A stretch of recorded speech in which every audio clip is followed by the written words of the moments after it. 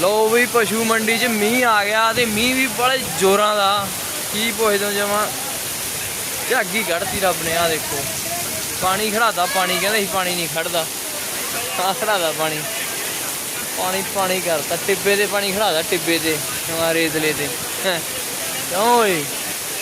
इन्ने क पशु रह गए, बाकी पशु लै गए आपदे व्यापारी लै गए जिन्हें सेल होए सी।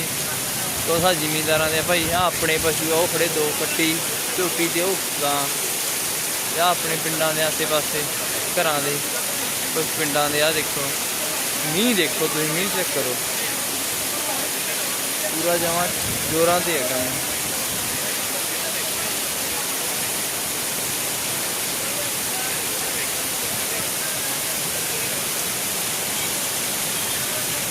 देखो भाई मींह चेक करो।